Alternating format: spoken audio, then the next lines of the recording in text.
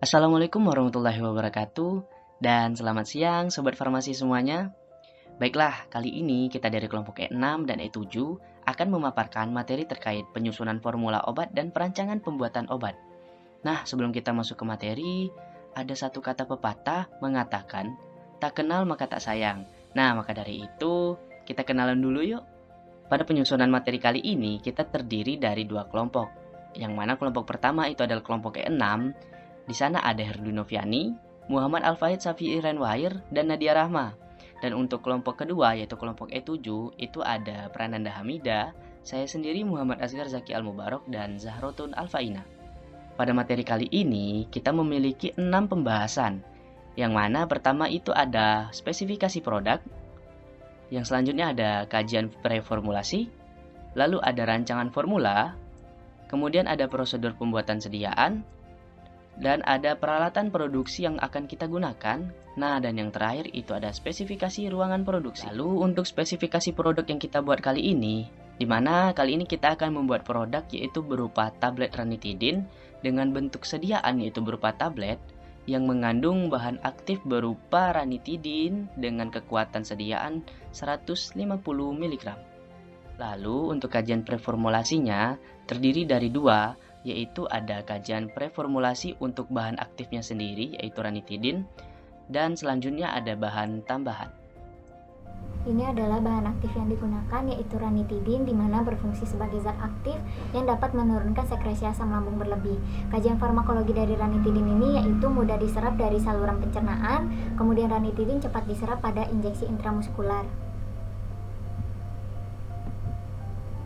Dosis dari ranitidin yaitu ranitidin hidroklorida 111,6 mg setara dengan sekitar 100 mg ranitidin. Ranitidin berbentuk serbuk hablur, putih sampai kuning pucat, praktis tidak berbau, peka terhadap cahaya dan kelembaban. Kelarutannya sangat mudah larut dalam air, agak sukar larut dalam etanol. Log P-nya dilaporkan 0,2.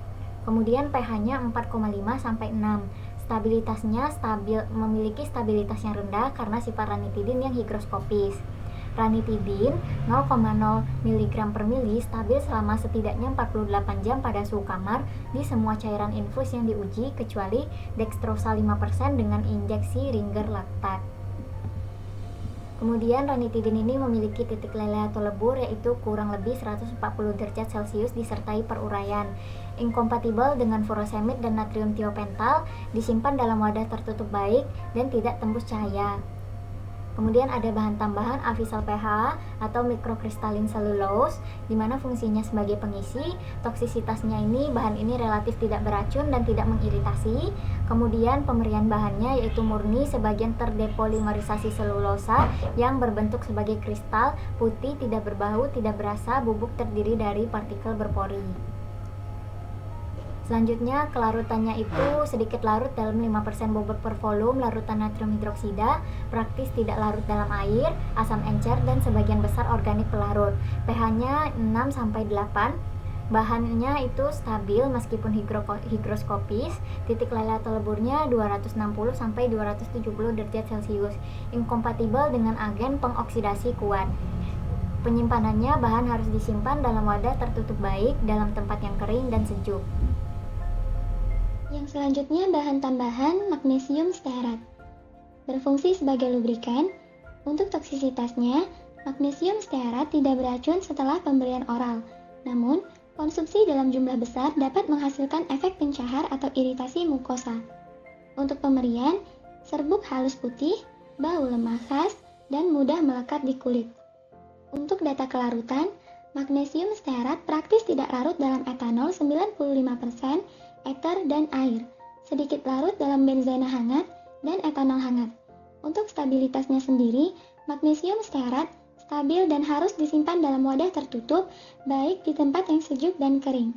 Untuk titik leleh atau titik lebur, itu berkisar antara 117 sampai 150 derajat Celcius. Untuk inkompatibilitasnya, magnesium stearat tidak kompatibel dengan asam kuat, alkali, dan garam besi. Hindari pencampuran dengan bahan pengoksidasi kuat. Magnesium stearat tidak dapat digunakan dalam produk yang mengandung aspirin, beberapa vitamin, dan sebagian besar garam alkaloid. Untuk penyimpanan, magnesium stearat disimpan dalam wadah tertutup rapat dan di tempat sejuk dan kering. Bahan tambahan selanjutnya, hidroksipropil metil selulosa atau HPMC. Berfungsi sebagai pengikat. Untuk toksisitasnya, HPMC tidak beracun dan tidak mengiritasi.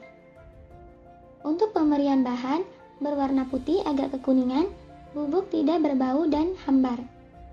Untuk data kelarutannya, HPMC larut 1 dalam 10 bagian diklorometana, 1 dalam 2,5 bagian etanol 95%, 1 dalam 2 bagian metanol, 1 dalam 5 bagian propan 2-ol, 1 dari 5 bagian propilen glikol, dan 1 dalam 2 bagian air.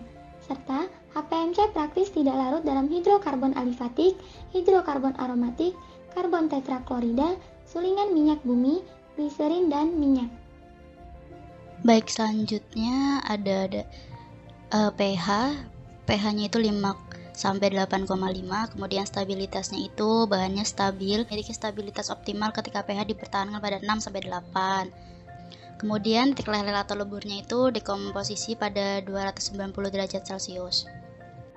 Kemudian inkompatibilitasnya itu zat alkali akan berinteraksi jika formulasi tablet mengandung bahan tersebut. Waktu hancur dapat diperpanjang setelah penyimpanan. Kemudian penyimpanannya itu bubuk harus disimpan dalam wadah yang tertutup rapatnya, yaitu cross-carmelose sodium. Rumus molekulnya C8H16O8, struktur kimianya seperti ini, fungsinya itu sebagai penghancur atau disintegran. Toksitasnya itu pada dasarnya itu dia tidak beracun dan tidak mengiritasi. Pemberian bahannya berbentuk bubuk, tidak berbau, putih dan putih keabu-abuan. Larutannya tidak larut dalam air. Kemudian lokpennya tidak ada, pH-nya 5-7 dalam dispersi berair. Stabilitasnya itu bahannya itu higroskopis yang stabil. Titik leleh atau leburnya tidak diketahui. Inkompatibilitasnya itu sedikit berkurang dalam formulasi tablet yang dibuat dengan proses granulasi basah atau kompresi langsung yang mengandung bahan tambahan higroskopis seperti sorbitol. Kemudian penyimpanannya itu harus disimpan dalam keadaan tertutup wadah di tempat yang sejuk dan kering. Selanjutnya, bahan tambahan talkum. Berfungsi sebagai glidan. Toksisitas dari talkum. Talkum tidak diserap secara sistemik setelah dikonsumsi secara oral dan oleh karena itu dianggap sebagai bahan yang pada dasarnya tidak beracun. Pemberian dari talkum.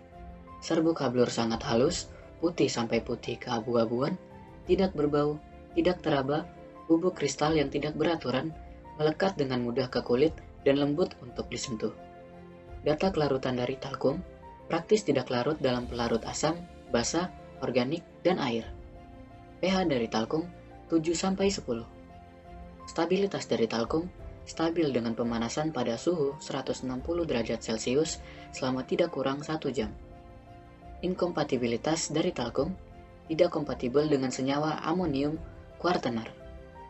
Penyimpanan dari talkum disimpan dalam wadah tertutup baik di tempat yang sejuk dan kering. Rancangan formula. Yang pertama, ranitidin HCl berfungsi sebagai zat aktif. Yang kedua, hidroksipropil metil selulosa atau HPMC berfungsi sebagai pengikat. Yang ketiga, Mg stearat berfungsi sebagai lubrikan. Yang keempat, mikrokristalin selulosa berfungsi sebagai pengisi. Yang kelima, cross-carmelose sodium berfungsi sebagai penghancur. Yang keenam, talkum berfungsi sebagai glidan. Perhitungan formula. Berikutnya adalah prosedur pembuatan sediaan tablet ranitidin yang mana menggunakan prosedur granulasi kering. Kenapa? Karena ranitidin memiliki sifat yang tidak stabil dengan air, yang mana akan mengalami hidrolisis dan tidak tahan dengan panas. Untuk proses pembuatannya, diawali dengan proses pencampuran, yaitu mencampurkan bahan aktif, kemudian bahan pengisi, dan bahan penghancur. Di antaranya ranitidin HCl, kemudian mikrokristalin selulose, dan cross-carmelose sodium. Untuk bahan penghancurnya, yaitu cross-carmelose sodium, bisa ditambahkan di akhir ataupun di awal seperti ini. Ataupun bisa dicampurkan setengah di awal dan setengah di akhir. Selanjutnya, dilakukan proses prekompresi. Setelah itu, dihancurkan menjadi granul. Setelah menjadi granul, maka harus dilakukan pengayakan. Setelah proses ini, maka dilanjutkan dengan pencampuran yaitu Mg stearat, kemudian HPMC, dan talkum. Itu dilakukan proses pencetakan sehingga terbentuklah tablet ranitidin. Berikut peralatan yang dipakai yaitu timbangan analitik, dissolution tester, disintegration tester, flowability tester, friability tester. Selanjutnya ada V-mixer, moisture analyzer, stirrer, climatic climber, dan mesin cetak tablet single punch. Kemudian ada beaker glass, gelas ukur, pipet tetes, tabung reaksi, kemudian ada ayakan, batang pengaduk, sendok tanduk, kaca arloji, dan oven. Berikutnya adalah spesifikasi ruangan produksi. Dalam hal ini adalah proses pembuatan sediaan tablet ranitidin yang termasuk dalam produk non-steril, yaitu masuk ke dalam kategori kelas E.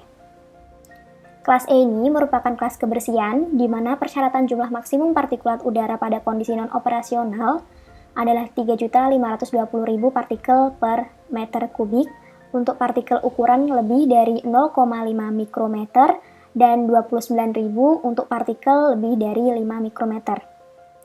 Kemudian, untuk jumlah maksimum mikroba udara ditetapkan oleh industri berdasarkan kajian risiko dari jenis sediaan yang ditangani, misalkan cairan, kemudian krim, dan padat. Berikut referensi yang digunakan pada pembuatan tablet ranitidin bisa dilihat pada slide berikut ini. Sekian presentasi dari kelompok E6 dan E7. Terima kasih. Wassalamualaikum warahmatullahi wabarakatuh.